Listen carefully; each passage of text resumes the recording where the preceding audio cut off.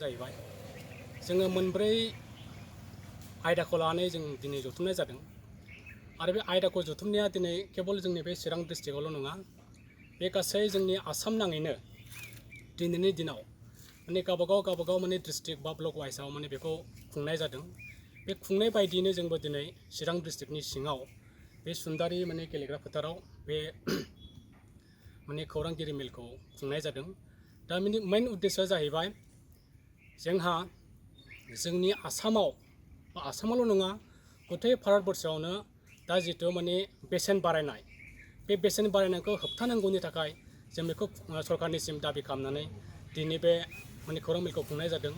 नैथियाव जाहैबाय दा जोंनि आसामाव माने मोनफ्रोमबो बोसोराव जोङो बिदि दैबानाजों माने मोगा मोगि जानांगौ। बे मोगा मोगि जानांनायावहाय जोंहा गोबां सुबुङा दिनै जिउ गोमानांगौ जानानै फैयो बा सोरनिबा माइ आबादथिलिफ्रा बा हा हुफ्रा बिदिनो दैबानाजों खुरखा जानांगौ जानानै फैयो बा माने लस जानांगौ जानानै फैयो। बे लस जानांगौखौ माने जोङो सरकारनिसिम मिथिहोनो थाखाय दिनै जों नैथि हाबाफारि हिसाबै माने बे माने खौरांगिरि मेलखौ खुंनाय जादों। थामथियाव जाहैबाय दा सोलिबाय थानाय जितु दा कर'ना बे कर'ना पिरियडआवहाय जोंनि भारत नाङैनो बा गुथाय माने बिश्व नाङैनो माने बे बुस्थुआ जानायनि गेजेराव जोंनि आसामावबो बे बुस्थुआ जादों। बे जानायनि खेथ्रआव जोंहा गोबां आसाम नाङैनो बा बुहुम नाङैनो बा भारत नाङैनो लसआ जादों। बे लस जानायखौ माने सरकारा सुफुंफिननांगौ होननानै जों बेखौ सरकारनिसिम मिथिहोनो थाखाय बे खौरांगिरि मेलखौ खुंनाय जादों। ब्रैथियाव जाहैबाय दा जोंहा जितु जोंनि जितु डिमान्ड माने भटारशिप बे भटारशिपखौ मोनफुंनो थाखाय जोङो बेखौ सरकारनिसिम मिथिहोनो थाखाय बे खौरांगिरि मेलखौ जों खुंनाय जादों। सरकारा जुदि नोंसोरनि अनगायै जेनेबा हेंथायै माने जोङो माने सरकारनि हेंथायै जों बिदि मोनसे माने लामा जथायनाय जों बिदि खामानिखौ जों मावनो थांनाय नङा। जोङो बेखौ ओरैबायदि खालामगोन दा जों ओरैबायदि मोनसे सानो माने उदाहरन हिसाबै आं बुंनोसै दा हमना लादो दा माने फ्लाड समयसा दैबानानि समयसा जोंनि आसामा भारतनि सिङावनो दङ। होमबा दिनै बे भारतनि सिङाव थानाय जुदि आसामखौ जुदि भारत सरकारा जुदि माने राष्ट्रीय जुदि माने माबा लायाब्ला एक्सन जुदि लायाब्ला होमबा माने बे भारतआ जोंनि आसामखौ मा गावनि आंगो साना नामा?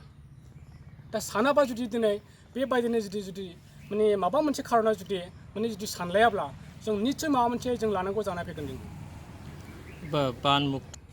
सरकारनि बिदि दाबिनायखौथ' जों बिदि मोनफेराखै खिन्थु जों दिनै दाबिगासिनो दं बान मुक्त खालामनांगौ बेखौ पार्मानेन्ट सलुसन खालामनांगौ जों बेखौ बिदि हिसाबै जों डिमान्ड खालामगासिनो दं। सरकारा गथ' जानाय नङा माने बेखौथ' माने मोगथाङाव मावफुंनो खोन्थानांगोन। जों बे मोगथाङाव मावफुंनायखौ जों लुबैयो। पार्मानेन्ट सलुसन खालामना होनांगौ। बेसेन बांनायनि बेलायाव मा बुंगोन? बेसेन बांनायनि बेलायाव माने बेखौथ' निस्सय माने मा खालामनांगौ फोजोबस्रांनांगौ खम खालामना होनांगौ। दा हमना लादो डिजेलनि दामा दा माने अख्रां नांहैबाय पेट्रलनि दामा अख्रां नांहैबाय बे डिजेल पेट्रलजों साफ्रोम सुबुंनि माने जितु जिउ खुंनाय बेहा माने सोमोन्दो गोनां थाहैयो। दा उदाहरन हिसाबै जाय मानसिया माने हमना लादो बिजनिफ्राय जुदि माने माबा सापागुरियाव फैनांगौबा आगोलाव जों 20 थाखाजों फैनो हायोमोन। दा बेहा मा जायो 100 थाखा लानानै फैयो। होमबा बे 100 थाखा लानायावहाय दिनै गोरिब न'खरनि जितु सिंस्रि बेथ' बायखाबाय।